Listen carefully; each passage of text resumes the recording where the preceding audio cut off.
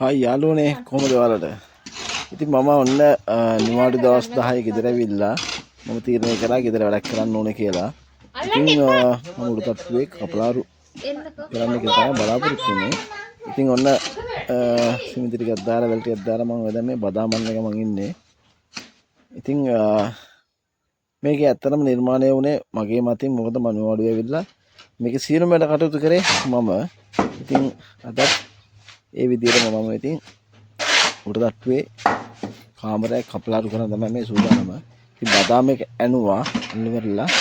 දැන් ඉතින් කාමරයට බදාම එක අරන් යනවා මේ.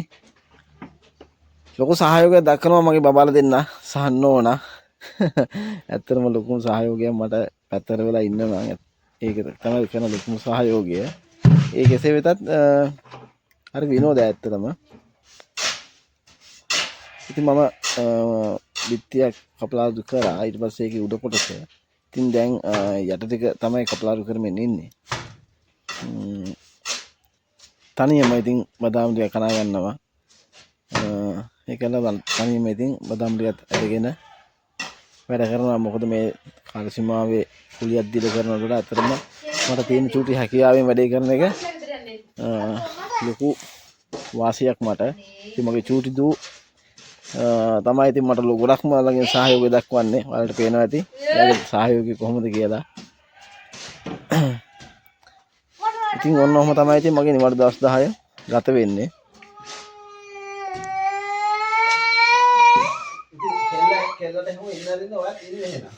ඉතින් මේ වෙලාවේ මගේ පුතා නැහැ. එයා හිටියනම් ඕගොල්ලෝ බලාගෙන තිබ්බා. එයාගේ සහයෝගය එයා කොහොමද දක්වන්නේ කියලා.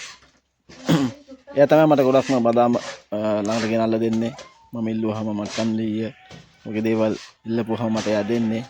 ඉතින් කන්දස් ක්‍රියාවේ තමයි ඉතින් ඒ වුණාට ඉතින් ගොඩක්ම මම ඉතින් කතා කරලා තනියම වැඩේ කරනවා ඉතින්. ඒක ලොකු සහයෝගයක්. ඒ කියන්නේ මට මහන්සියක් දැනෙන්නේ නැහැ අතරම. ගෙදර දරු දෙන්නත් එක්ක වැඩ කරනකොට ගොඩක් මහන්සියක් දැනෙන්නේ නැහැ.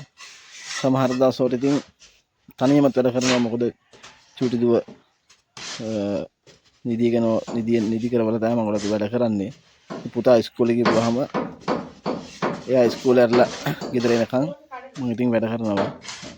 ඊට පස්සේ ඇත්තටම මම ගොඩක් දුරට වැඩ කරන්නේ නැහැ. මොකද මම ඒ බබාලා දෙන්නගේ වැඩ කටයුතු කරගෙන නෝනා සස්සාවට යන නිසා ඉතින් ඒ දෙන්නගේ වැඩ කටයුතු බලාගෙන මම ඉතින් එයාලගේ අධ්‍යාපන වැඩ කටයුතු බලාගෙන ඉතින් මම ඉන්නවා.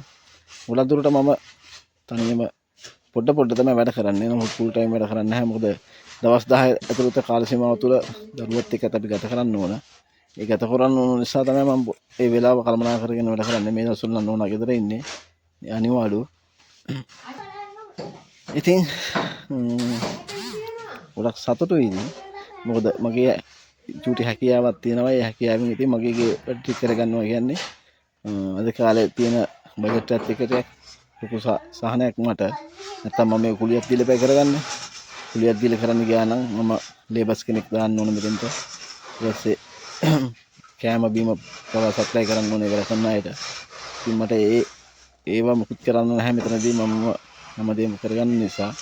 ඉතින් ඕගොල්ලන්ටත් පුළුවන් ඕගොල්ලෝගේ තියෙනවා නම් මොනවා හරි හැකියාව දාගෙන ඒ වැඩේ කරන්න. Tamanට කියලා මොනවා හරි දෙයක් ලං කරගන්න බලන්න. මගේ ඇත්තටම විනෝදාංශයේ තියෙන විදිහට මම කරන්නේ ඒ වැඩ කරන්නේ. ඒක මට ලොකු කම්මැලිකමක් දැනෙන්නේ නැහැ. අමාරුවක් දැනෙන්නේ නැහැ. මහන්සියක් දැනෙන්නේ නැහැ. ඉතින් මගේ ගෙදර වැඩ ටික මම කරනවා. ඒක විනෝදාංශයක් විදිහට මම කරනවා. දවසට එක බිත්තිය ගානේ හරි කමන්නේ. මම නිවාඩුව ඇවිල්ලා වැඩේ කරනවා. ඉතින් එහෙම තමයි ඉතින් මගේ ජීවිතේ.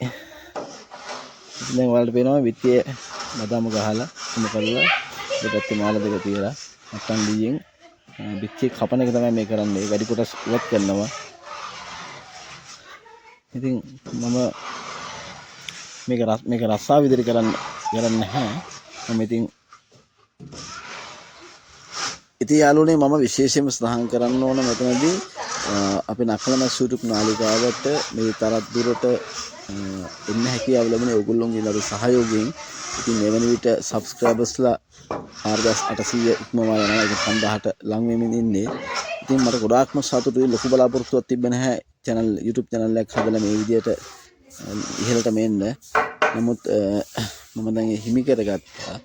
ඉතින් අනේක වාරයක ඔයගොල්ලන්ට ස්තුතියි අපේ වීඩියෝස් බලලා සබ්ස්ක්‍රයිබ් කරලා ලයික් කරලා ෂෙයා කරලා කමෙන්ට් කරලා තිබුණා. ගොඩක්ම ස්තුතියි, හදවතින්ම ස්තුති කරනවා. ඒත් එක්කම මම ඉල්ලීමක් කරනවා ඉස්සරහටත් පිට එක්ක රැඳෙන්න. අපි ඉස්සරහට ලොකු බලාපොරොත්තුවක් තියෙනවා ට්‍රැවල් කරන්න මගේ බබාලා දෙන්නයි නෝනත් එක්ක. ඉතින් ඉස්සරහට අපි ඒ වගේ ට්‍රැවල් වීඩියෝස් තමයි කරන්න බලාපොරොත්තු වෙන්නේ.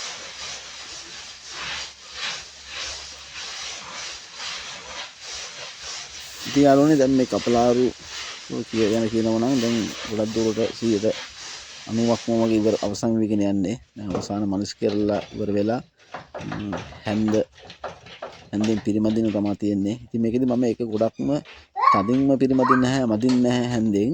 මොකද ඊළඟ පාර්ට් එකත් මේ බිත්ති කපලාරුව අවසානයේ කුටිය දින එක තමයි කරන්න තියෙන්නේ. ඒකට ගොඩක් දුරට හැන්ද පිරිමදලා ගොඩක් පිරිමදින්නේ නැහැ. එහෙම නොතින් පොටි අල්ලන ප්‍රමාණය අඩු වෙනවා බිත්තියට. කියන්නේ බිත්තියේ පොටි තදලා වදින්නේ නැහැ. ඉතින් ඒ නිසා තමයි හැන්ද සාමාන්‍ය ලාභට අල්ලන්නේ. ඉතින් යාළුවනේ දැන් අපේ කපලාරු කිරිල්ලේ අවසාන අදියර තමයි ඇවිත් තියෙන්නේ. ඉතින් ගොඩක්ම ස්තුතියි ඔයගොල්ලෝ අපිත් එක්ක සම්බන්ධ වුණාට.